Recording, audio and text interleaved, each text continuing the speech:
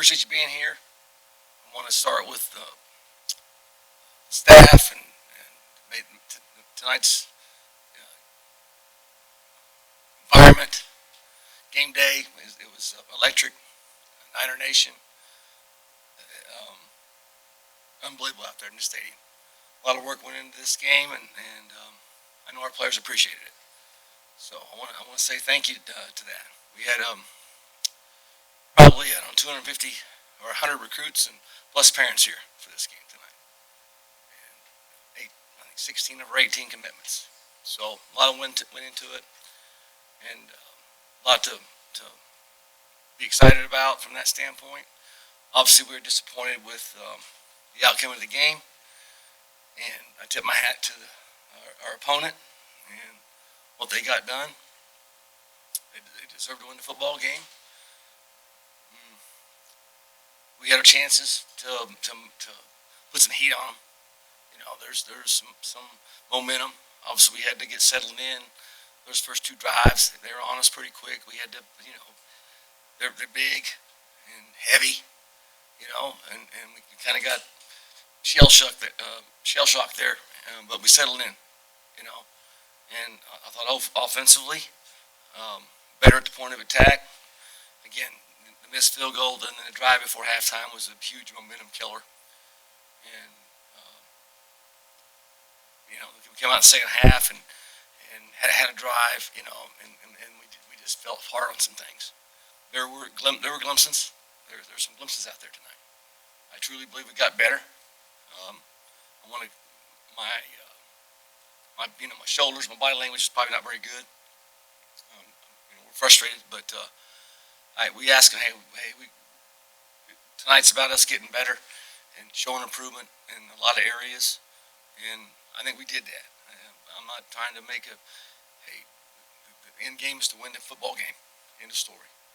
But I don't want to sound like a broken record from last week. But we're going to regroup, and we have the learning mindset that we had last week. We're going to make another jump. So with that, I'll open up for questions.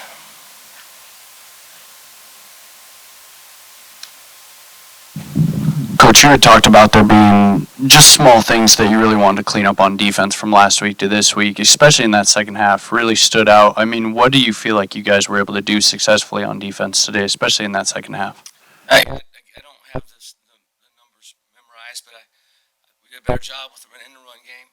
They got physical with us and pushed us around a little bit, but the guys kept fighting. The third play of the game, they just ran by us. I mean, just the speed of the game, we didn't tighten things up. Maybe a little bit more man this week. I got to look at the numbers, but after that long play, they had to work to get what they got. I know we had a couple turnovers and those type of things, but just as a defense, the way they stuck together and kept fighting and really kept the score from getting out of hand. This was what we got done on offense with the lack of points. They really kept the score what it was. It's just a fact. Coach, two-part question. First off, offensive struggles. Can you just talk about what's going wrong there for you guys? And then second, down 7 at the end of the half, you decided to kick the field goal instead of go for it. Just talk about that decision. Yeah, that's a pretty easy one. I thought the points was the thing. Defense are settling in, right? And you missed it, and it's going to happen. You don't want it to, but that's a pretty easy one, really. But, the tough one was, the fourth down in I think third quarter, and we had a mesh route on, and we got the coverage we thought we'd get, and I thought maybe he could have set in there and threw the corner route, but he went on the move, and we just didn't make a play. That was a tough one to go for it. I just thought it was the thing to do. And the second part, Hunter, was okay. There you go. Yeah, the struggles. I don't want to. There's no way I'm going to get up here and blame anybody. It's ultimately my fault, But we just have we had different things tonight than we had last week. You know, I mean, again, there were positives. But I think we've had 5 or 6 drives that are over 15 plays, and I don't think we got any points. You know, with those drives, we got to figure out to get the ball in the end zone and not settle for field goals. This doesn't mean go for it, you know. But to say you're going to line up and say we're going to go 15 plays every time and not make a mistake, that's hard to do. You know, it's great when you can get those things done because your defense is over there watching, and you know those. And I've won a lot of games doing those things, but we're not um, um, playing together 11 guys at the same time, all 11 guys doing their job enough time to to finish the drive. We're just not. Again, I said it last week. We got to find ways to get some more explosive plays. Uh, yeah, we've got some musical chairs going on up front. We got some couple guys out. We lost Johnny in there, you know, there in the second half. I'm anxious to see where he's at. Um, uh, Jaden McGowan is out for the year. Uh, I'll find out more this week on it. Looks like um, with the injury that he sustained in the last week's game. But Javen Nichols come in and you know played great. He played good last week. He's a competitor. We got to find ways to get him involved. I thought Todd did tonight. You know, and we're looking to hopefully get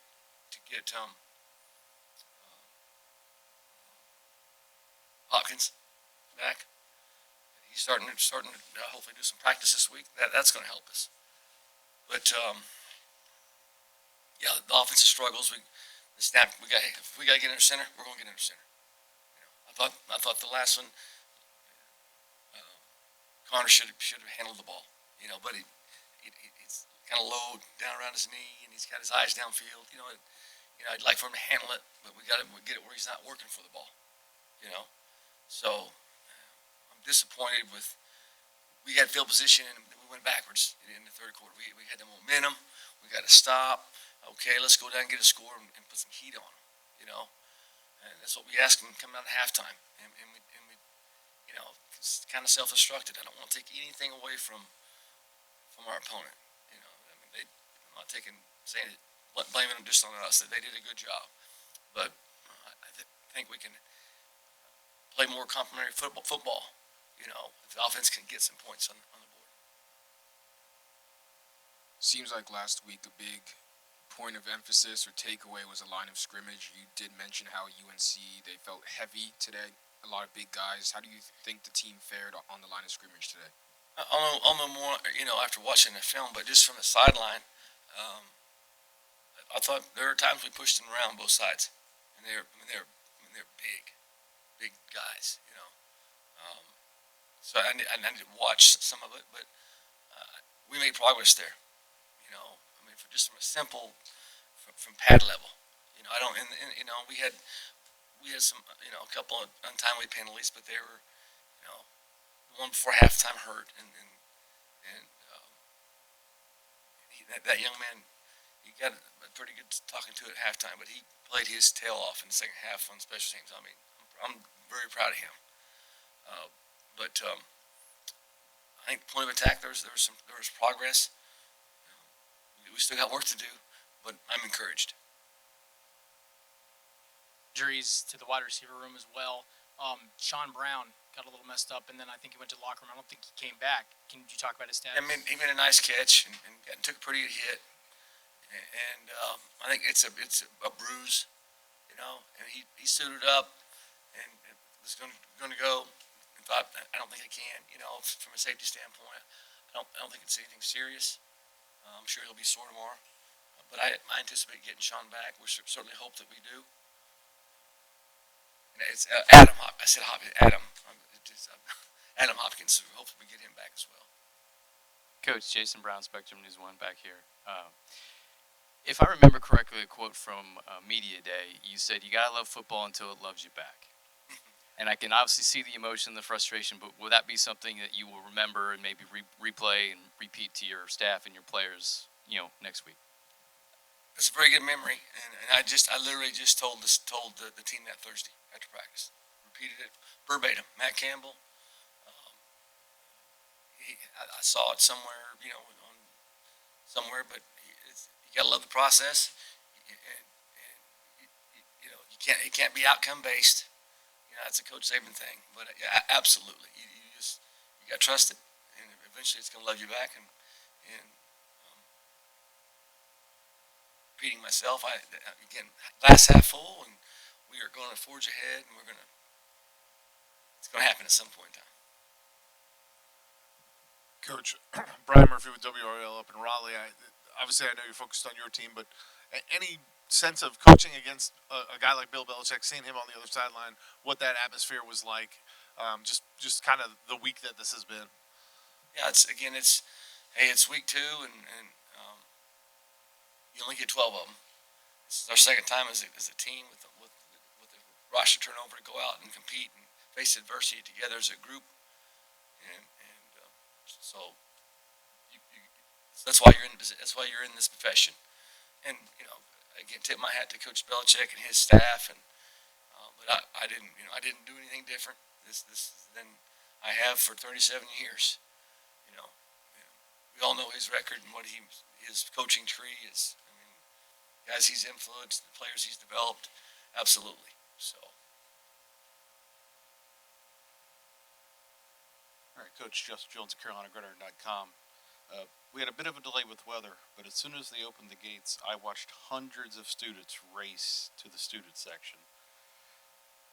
How does that make you feel, being the coach of this team, and how does it, tell your players this is what they're playing for?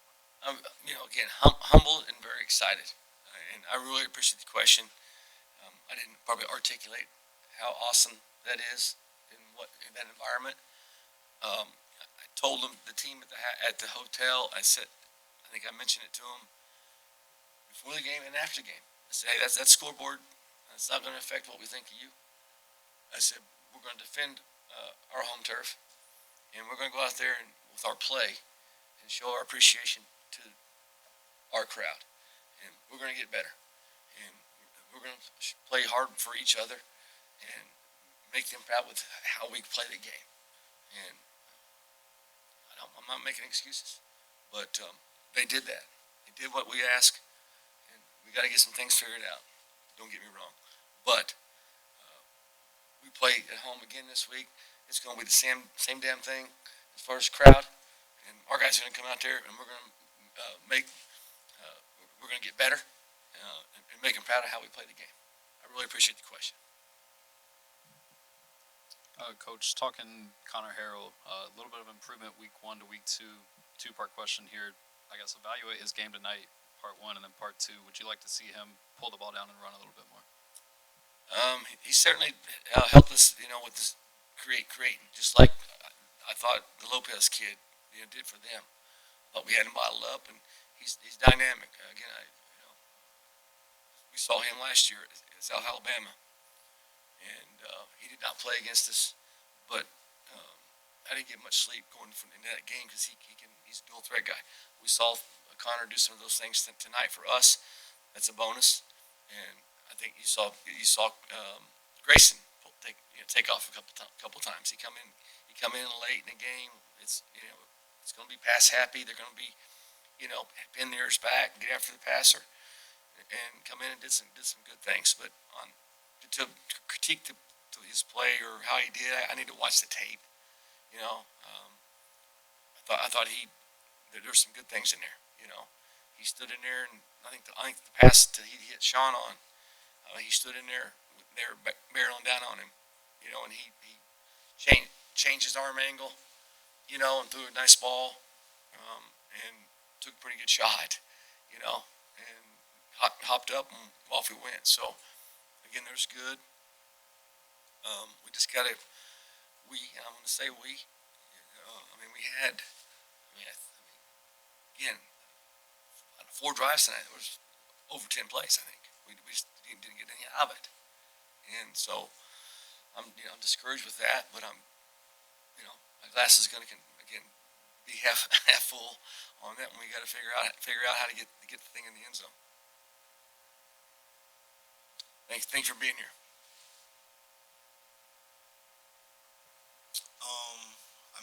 really just started with preparation during the week. I feel like we had a good week of preparation. We just have to finish drives for. Shay, first drive of the game, 3 plays, they score. You guys go down 10-0, but it seemed like the defense kind of settled in after that. Talk about kind of the resilience on that side of the ball tonight. Yeah, I mean, we knew they were going to come out trying to, get back from last week, just like we were. Same thing happened when they played TCU. They had a big first drive, and we tried to, make sure we hunkered down and not let that affect us. Javen, just talking about some of the offensive struggles tonight. Coach talked about 4 drives of 10 plays or more, results in 3 points. What do you guys need to do to get the ball, I guess, in the end zone? I mean, I guess it just starts all in practice. Just coming together as an offense. O-line did a much better job tonight. We didn't have as many flag penalties. Receivers caught the ball. Quarterbacks made great decisions. We just have to finish drives. There's, obviously, this is not the performance you wanted to give in front of the largest crowd ever in program history and against an in-state opponent. But how do you sort of keep, as Coach Albin would say, the glass half full instead of half empty? Because obviously, frustration certainly can set in. I mean, I think it's how we do that is because we kind of look at ourselves and realize that we feel like we beat ourselves. We don't feel like we lost to anyone, App State or them. We feel like we're in that game and we have every chance to win that game. So we have to go back to the drawing board, have to go back to practice, and it starts with fundamentals of not beating ourselves. Yeah, I agree with Shay. I feel like we beat ourselves. Shot ourselves in the foot on multiple drives, as y'all mentioned before. So just going back to the drawing board, we have another week of practice. 24 hours later, we're going to flush it, get back to work. Ones for both of you guys. Obviously, the margin between winning and losing, it's really small in football, but what are you guys learning about the way, maybe as teammates, and the way this team handles those little margins, and just what do you feel like you guys are kind of doing to reverse some of those margins? I feel like as a team, we're still together. In the locker room after the game, no one's going, oh, it was your fault, it was your fault. We're coming together as brothers. We've been here all summer. I got here after the spring, so just building with the guys and just being one, being bold, like together. So. Yeah, I mean, from based off what I've heard, obviously I wasn't here last year, but the guys have come up and told me that at this point last year, when you get a loss or two, this is kind of where the team divides. But truthfully, it doesn't feel that way. It feels like if anything, we can come closer based off the culture that Alvin brought. A lot that makes this game significant, playing in front of the biggest crowd in stadium history, playing against Bill Belichick, and then obviously kickoff, first home game. What's the energy in the locker room when that all gets delayed, when you guys have to kind of wait around for that to start? I mean, it's just kind of a waiting game. It's kind of unknown, but again, it's 9,000 things can happen on our trip, or sleep to the hotel, or the bus breaks down. If it's not that, it's maybe to the delay. If it's not that, I mean, we can go on and on with things that can happen to us, but how you respond to that, I mean, that's the biggest thing. And, just like them scoring, things are going to happen. How are you going to respond to it? Coach walked in here earlier and said, coming out of halftime was a big emphasis for them, and the defense really showed up. Could you talk about what your kind of mindset was, or if there were any adjustments that happened that allowed you to kind of stop a lot of the stuff they were trying to run in the second half? Yeah, I mean, great adjustments by Coach Faunus. He clearly knows what he's doing. But we kind of had confidence because they scored kind of late, and we felt like, again, it was because we beat ourselves and got that penalty on ourselves. So we make them come up short and stop them there. Who knows? Maybe it's a different ball game. But then again, it just comes back to we got to beat ourselves, or we can't beat ourselves. And last question for me, for both of you guys, the message from Tim after the game. What was it week 1 and then week 2? How have you kind of taken that in as a team? The message was kind of the same. Win or lose, I feel like Coach Albin does a good job of keeping his message the same with standards. So, yeah, like he said, it was the same message basically, and just got to come back next week ready to work. And I asked Coach a similar question, and I'll ask you guys as well. Like, we were delayed, but as soon as they opened the gates, hundreds of students, they're running to the student section. What do you want to say to your fellow Niners that were so excited?